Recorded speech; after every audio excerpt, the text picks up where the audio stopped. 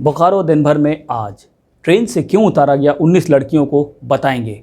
Sector 4 में शुरू हुआ बार्गेन बाजार, इसकी भी चर्चा करेंगे। नमस्कार, स्वागत है आपका बोकारो दिन भर में। मैं सुदीप। बोकारो की अन्य खबरों की भी बात करेंगे, साथ साथ कोरोना की स्थिति भी जानेंगे, चर्चा और भी खबरों पर। लेकिन उससे पहले जान लेते हैं देश और दुनिया का हाल। फिरोजाबाद के बाद अब मथुरा में डेंगू का कहर। मथुरा में 11 बच्चों समेत 15 से ज्यादा मौतें। पंचतत्व में विलीन हुए अभिनेता सिद्धार्थ शुक्ला। बढ़ते कोरोना केसों के बीच 11वीं कक्षा की परीक्षा ऑफलाइन कराने के केरल सरकार के फैसले पर सुप्रीम कोर्ट ने लगाई रोक। भारत में पिछले 24 घंटे में कोरोना के 45,352 नए मामले सामने आए, वहीं 367 की मौत हो गई। केरल में पिछले 24 घंटे में कोरोना के 32,097 नए मामले सामने आए, वहीं 188 की मौत हो गई। सप्ताह के आखिरी दिन सेंसेक्स 277 अंक और निफ्टी 89 अंक बढ़कर बंद हुआ। सोने की कीमत 50 रुपए प्रति 10 ग्राम गिरी, तो वहीं चांदी 100 रुपए प्रति किलोग्राम बढ़ी। अब एक नज़र आपके राज्य झारखंड की 3 बड़ी खबरों पर। झारखंड विधानसभा मानसून सत्र आज से हुआ शुरू। Inspire scholarship for higher education के तहत जमशेदपुर के राजेंद्र विद्यालय के 4 स्टूडेंट को हर साल मिलेगी 80,000 रुपए की स्कॉलरशिप।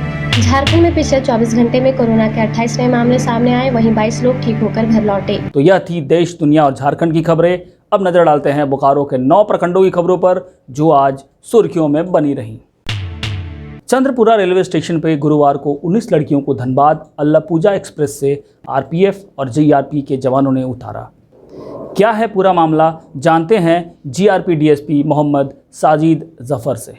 मामला ये है कि आज ये 19 लड़कियां और 3 लड़के ट्रेन से जा रहे थे, तो हमें ये सूचना मिली बेसिकली कि इन लोगों को ह्यूमन ट्रैफिकिंग के जरिए से लिया जाया जा रहा है। तो हम लोग इसको रेस्क्यू किया है और अभी जाँच चल रही है। जांच के बाद ही पूरी सच्चाई सामने आ पाएगी। प्रथम दृष्टया मुझे लग रहा है, लेकिन मैं भी बता नहीं पाऊंगा। पूरी जांच के बाद ही मैं बता पाऊंगा क्या मामला है। 19 सितंबर 2021 को निर्धारित जेपीएससी की प्रारंभिक प्रतियोगिता परीक्षा 2021 के आयोजन को लेकर गुरुवार को समाहरणालय में उपायुक्त कुलदीप चौधरी ने जिले के सभी केंद्राधीक्षकों और पदाधिकारियों के साथ बैठक की। बैठक में उपायुक्त कुलदीप चौधरी ने बताया कि जेपीएससी की प्रारंभिक परीक्षा के लिए जिले में कुल 89 परीक्षा केंद्र बनाए गए हैं, जहां 35,999 परीक्षार्थी सम्मिलित होंगे। आज जेपीएससी की प्रारंभिक परीक्षा जो कि 19 तारीख को होने जा रही है, उसके संदर्भ में आज सभी केंद्र निरीक्षकों के साथ सभी प्रखंड विकास पदाधिकारी, अंचल अधिकारी और सुपरवाइजर्स के साथ मीटिंग की गई है। कुल 79 सेंटर्स पर 35,999 अभ्यर्थियों की टोटल संख्या को देखते हुए तैयारियों का जायज़ा लिया गया है। सभी जगह पर सभी व्यवस्थाएं पूरी हो गई हैं और सभी सेंट्रल सुपरवाइजर्स हैं और जितने भी सीनियर ऑफिसर्स उनको निर्देश दिया गया है कि सभी जगह प्रखंड में विजिट करते हुए विद्यालयों में सभी मानक के अनुरूप व्यवस्थाओं को सुनिश्चित करें, ताकि 19 तारीख को जो एग्ज़ाम है वो सफलतापूर्वक पूरी मानकों के साथ हम लोग करवा सकें। चास के भर्रा बस्ती स्थित वार्ड नंबर 1 और 10 के कुछ मतदाताओं व नगर निगम में चुनाव प्रत्याशियों के नाम काटे जाने का मामला सामने आया है, जिसकी जांच की गुहार लगाते हुए गुरुवार को सहिया बीएलओ उपायुक्त कार्यालय पहुंचकर जांच की मांग की है। भर्रा से वार्ड 1 और वार्ड 10 से हम लोगों का नाम वोटर लिस्ट से हटा दिया गया और पिछले बार हमने वार्ड नगर निगम के चुनाव में 12 वोट से मैं हार गया था। इस बार भी मैं चाह रहा था कि हम वोट लड़ेंगे नगर निगम का, और जिसमें हमारा भी नाम कट गया और हमारे साथ और भी भाई हैं जिनको जो लड़ना चाह रहे थे नगर निगम का चुनाव, उनका भी नाम काट दिया गया है। डीसी साहब से हम लोगों ने बताया कि ऐसा मामला है, हम लोग का नाम काट दिया गया है, हम लोग को चुनाव लड़ने के लिए अनुमति दिया जाए और हम लोग का नाम चढ़ाया जाए वोटर लिस्ट में। और समस्या यही है कि 1 नंबर और 10 नंबर वार्ड से, जो कि नगर निगम चुनाव अभी होने वाला है वर्तमान में, उसमें क्या हुआ है कि जितना इच्छुक प्रत्याशी हैं उनका नाम एकदम चुन के काट लिया गया है। इसमें कहीं भी बीएलओ दोषी नहीं है, क्योंकि 2 साल से कोरोना काल में कोई भी ऐसा प्रपत्र हम लोग के द्वारा नहीं भरा गया है जिससे कोई भी व्यक्ति का नाम कटे।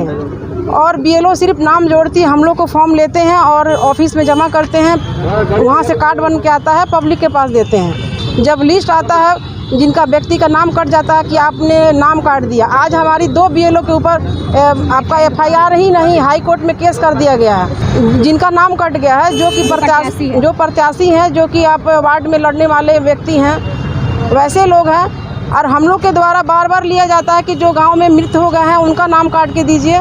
उनका नाम देने के बावजूद भी वो मृत लोग जिंदा हो जाते हैं। तो हम यही जानना चाहते हैं कि जिनका जो एक्चुअल है उनका नाम कैसे कट जा रहा है, यह जांच का विषय है।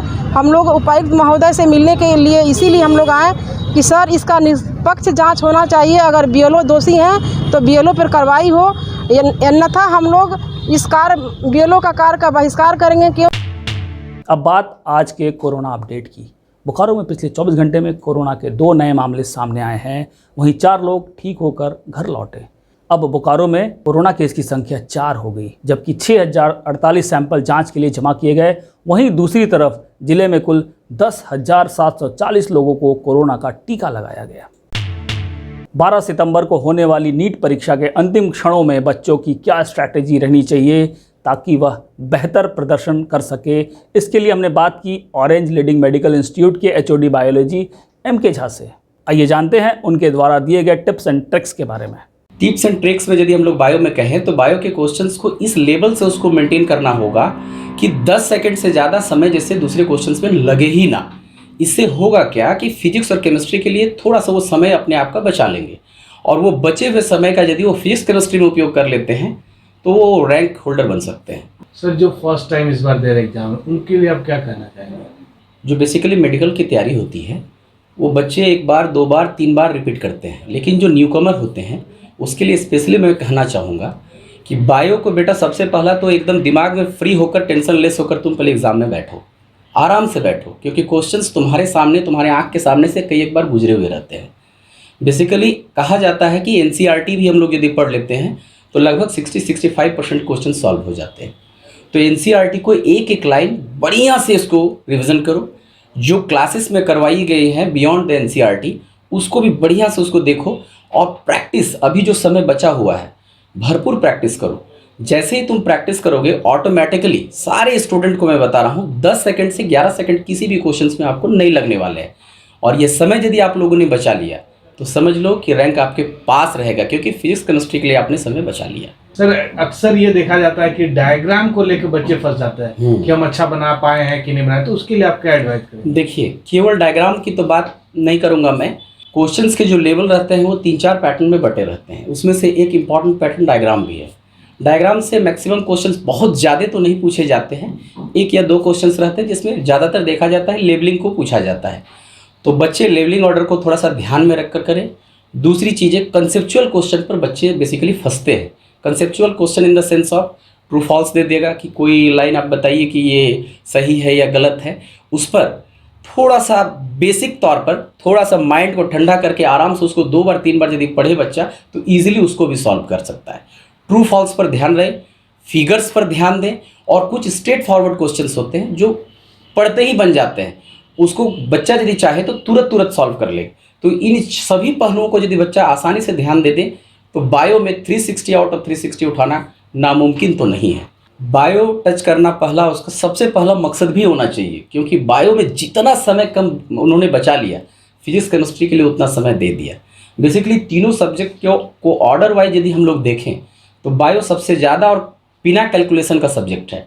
इसमें आप याद है, आप चीज़ों को सिंपली देख पाते हो तो फटाफट आपके काम होती चली जाएंगी। दूसरी सबसे बड़ी चीज़, बायो में यदि आपका मान लीजिए 90 क्वेश्चंस हैं, आपने उसको 1 घंटे में सॉल्व कर लिया तो समझ लीजिए कि आधा घंटा समय आप बाकी सब्जेक्ट में दे दिए। इसलिए मैं तो कहूँगा bio, then chemistry, then physics, ये सबसे गुड स्ट्रैटेजी होगा बच्चों के लिए। सेक्टर 4 मजदूर मैदान में कोरोना गाइडलाइन का पालन करते हुए बारगेन बाजार यानी कि फन वर्ल्ड प्रांगण का आयोजन किया जा रहा है, जिसका उद्घाटन आज शुक्रवार को किया गया। बारगेन बाजार में घर के साजो सामान से लेकर हर तरह की वस्तुएं उपलब्ध रहेंगी, जैसे कि बैग, फर्नीचर, चूड़ियाँ, आचार, जूते, चप्पल, चश्मा, खिलौना, बिना पानी का कूलर जैसे तमाम चीज़ें। इसके साथ ही खाने पीने का स्टॉल भी होगा। कोविड-19 के कारण ये जो डिज्नीलैंड चल रही थी उसको बंद करा दिया गया था। अभी जो है फ़िलहाल हमें जो यहाँ का प्रशासन से जो परमिशन मिली है ओनली फॉर बार्गेन बाज़ार के लिए लगा है। यहाँ पे सिर्फ अभी शॉपिंग जो शॉप है वही यहाँ पे खुलेगा।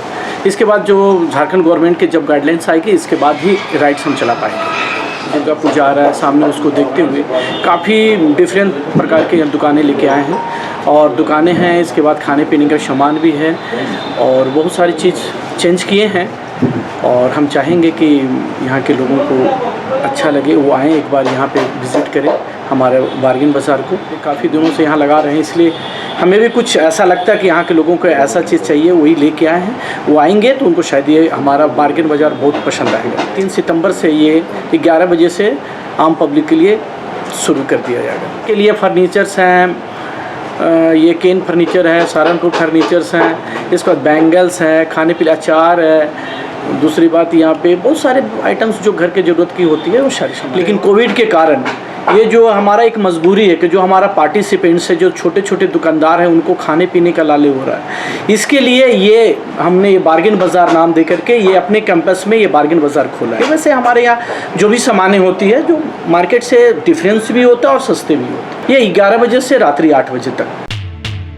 चास नगर निगम चुनाव को लेकर गंगा देवी भलोटिया ने मेयर पद के लिए अपनी दावेदारी की घोषणा की है। इस संदर्भ में हमने उनसे उनकी प्राथमिकताओं को लेकर बातचीत की। काम मेरा 2010 में हो रहा था। 2010 से 2015 तक मैं अध्यक्ष पद पे रही, तो कुछ काम मेरे मन में रहा था कि काम पूरा हो जाता तो वो अच्छा रहता। इसीलिए मैं महिला आरक्षित आई तो मैं सामने वाला समाज वाला मुझे क्या आप खड़े हो जाए और जो काम होगा पूरा वो पूरा करेंगे। काम आवास योजना है, साफ़ सफाई है, पानी का है, बिजली का तार जर्जर हो रहा है एकदम, और एनजीओ का भी कुछ मतलब गड़बड़ चल रहा है, उसको मैं सही ढंग से काम सीधा रास्ते से काम करूँगी मैं।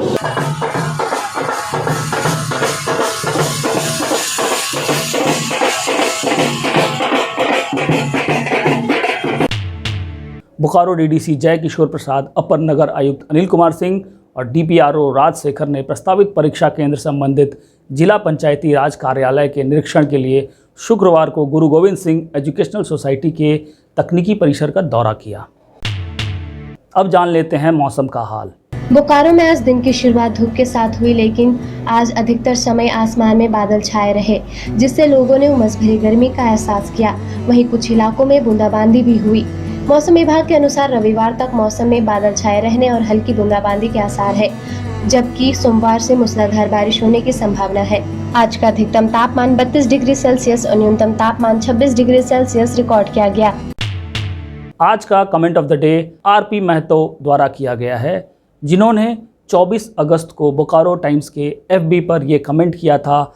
उन्होंने लिखा है, बोकारो टाइम्स के सभी स्टाफ ने मिलकर बोकारो के सभी खबरों को हम लोगों को दिखाने का तहे दिल से मेरा नमस्कार। आरपी महतो जी, हमारा हौसला बढ़ाने के लिए आपका बहुत बहुत धन्यवाद। आपकी बातें हमें और बेहतरीन काम करने के लिए प्रेरित करती है। बने रहें हमारे साथ। आप अपने आसपास की घटनाएं और समस्याओं को हमें व्हाट्सएप कर सकते हैं। हमारा व्हाट्सएप नंबर है 9334210302। इसी तरह बोकारो की तमाम खबरों को जानने के लिए आप हमारे चैनल बोकारो टाइम्स को लाइक करें, सब्सक्राइब करें और शेयर करें। फिर मिलेंगे 2 दिनों की छुट्टी के बाद बोकारो दिन भर में, सोमवार से शुक्रवार रात 8 बजे। तब तक के लिए नमस्कार। बने रहें TheTimesMedia.com पर। आप हमें फेसबुक और यूट्यूब पर भी देख सकते हैं।